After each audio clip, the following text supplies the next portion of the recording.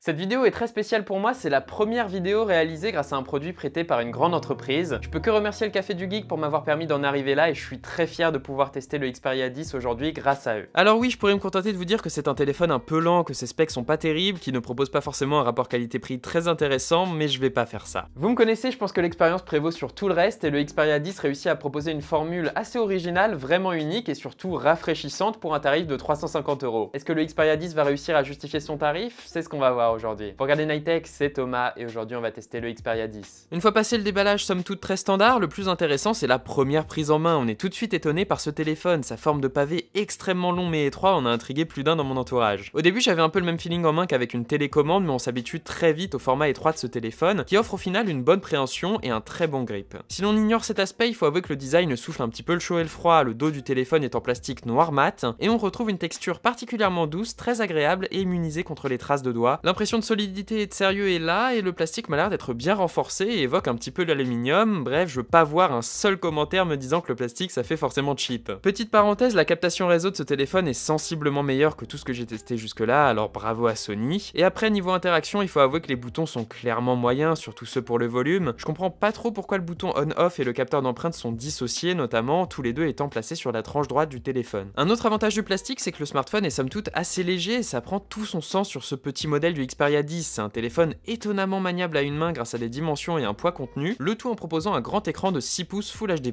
Justement, parlons-en de l'écran, c'est évidemment le principal élément différenciateur de ce smartphone, une grande dalle de 6 pouces en 2560 par 1080 pixels, tout de même c'est une sacrée résolution. Cet écran utilise la technologie IPS et non OLED, ce qui n'est pas choquant pour ce prix, un bon écran IPS c'est toujours très correct et j'apprécie cette technologie personnellement. La particularité c'est bien sûr le format 21/9 de la dalle, un format très long, je l'avais déjà dit dans ma vidéo du Pixel 3a, un écran long ça a beaucoup de sens. Un format aussi long ça va vous permettre d'afficher davantage de contenu dans toutes les applications basées sur des feeds verticaux, soit à peu près toutes les applications Android autres que des jeux ou des applications vidéo. Que ce soit un article de The Verge, Instagram, Twitter, Reddit, Facebook ou même YouTube Music, la plupart de mes applications préférées tirent parti du format 21/9 nativement pour afficher davantage de contenu et c'est vraiment super agréable au final. C'est d'autant plus agréable que la dalle IPS de ce Xperia 10 est plutôt bonne avec une excellente luminosité et des couleurs éclatantes même si elles me paraissent effectivement un petit peu saturées et éloignées de la réalité. C'est pas plus mal en soi, à moins que vous fassiez beaucoup de retouches photos, je pense que la plupart des gens aiment les couleurs saturées. Moi-même ça me dérange pas trop sur un mobile, c'est même plutôt l'inverse. À partir de là, on comprend pourquoi le gros argument de Sony avec ce Xperia, c'est les films. C'est vrai que la quasi-totalité des films qui sortent au cinéma sont au format 21/9, ils tireront donc pleinement parti de cet écran et c'est franchement cool. Le revers de la médaille, c'est que beaucoup de vidéos sont toujours tournées en 16/9 évidemment, la quasi-totalité des vidéos YouTube sont en 16/9, pareil pour les séries TV. Bref, cet écran est cool pour les gros blockbusters mais beaucoup moins pour les originaux Netflix qui afficheront des barres noires. C'est un petit peu pareil pour la plupart des jeux du Play Store, ils vont avoir tendance à s'afficher bizarrement sur l'écran en scalant tout à gauche. Même les stories Instagram affichent par exemple des bandes noires et semblent ridiculement petites. Au final, je dirais quand même que cet écran est vraiment un super élément de ce téléphone. C'est non seulement un concept original, mais c'est également quelque chose de très sensé. Les mordus d'Instagram ou de Reddit vont vraiment apprécier, les vidéos au format cinémascope sont excellentes sur ce téléphone.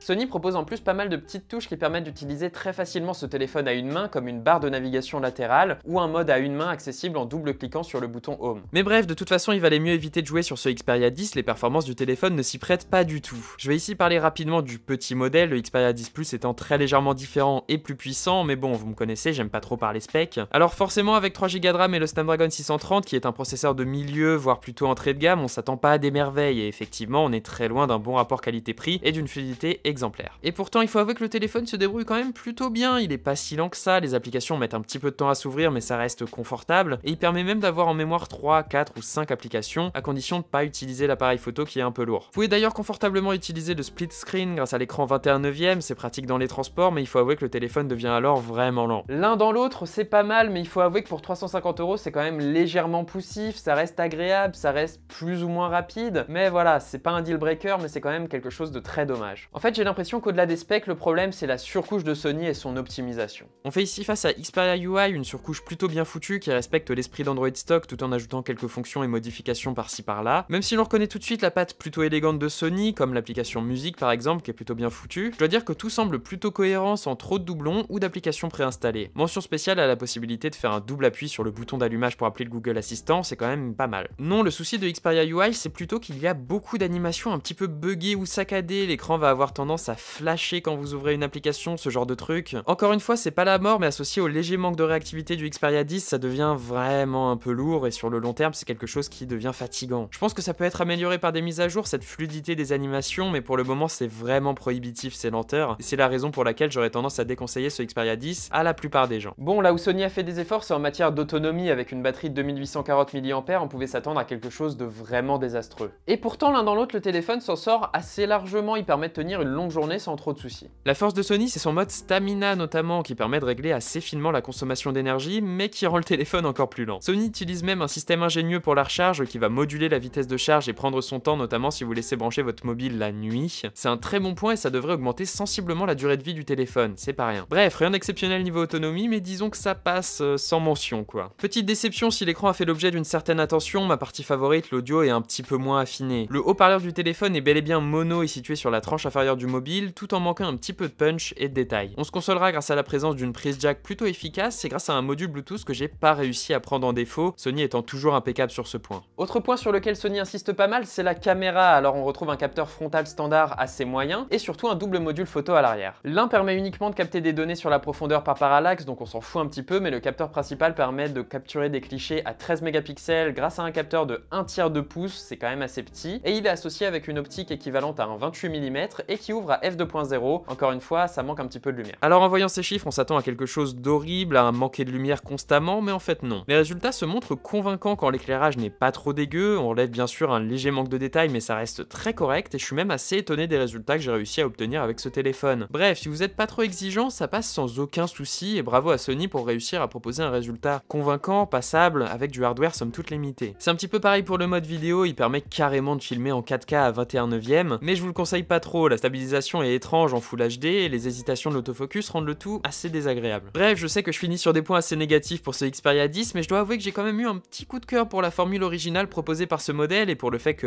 c'est un mobile Sony quoi, j'adore la marque, même si je la recommanderais pas à n'importe qui en l'occurrence. Est-ce que je vous recommande ce téléphone? C'est un peu compliqué, en fait il faut vraiment mettre en balance les désavantages que j'ai cités, donc tous ces petits problèmes, tous ces petits compromis, avec les avantages du format 21/9 du téléphone qui mine de rien existent et sont quand même assez appréciables. Pour quelques personnes, je pense que ces compromis peuvent vraiment valoir le coup étant donné que je comprends l'attrait qu'on peut avoir pour la marque Sony, pour Xperia UI et surtout pour ce super format 21/9. Pour tous les autres, la majorité donc, un choix plus sage, ce sera évidemment le Pixel 3, je l'ai déjà testé sur la chaîne et c'est évidemment un super smartphone, ou alors vous pouvez même aller voir du côté de Honor, Xiaomi ou Huawei, vous aurez des super options. Bref, que dire de plus, c'était Nightech, c'était Thomas, merci au Café du Geek pour m'avoir prêté ce Xperia 10, c'est super sympa. Et puis, que dire de plus, n'oubliez pas de mettre un j'aime, un commentaire, de vous abonner, ça fait grandir notre toute petite chaîne et c'est super sympa de le voir vraiment. Et moi je vous dis à la prochaine les gars. Allez, salut.